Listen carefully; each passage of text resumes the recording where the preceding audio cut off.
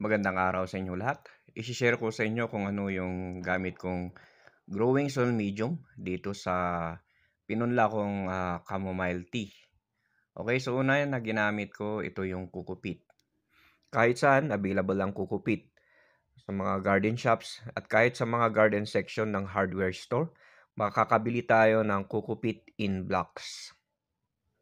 Ang pangalawa, ito naman yung bulok na ipanang palay. Siguraduhin lang na bulok yung ipanang palay na gagamitin natin para hindi mamamatay yung mga binhi na ipupunla natin.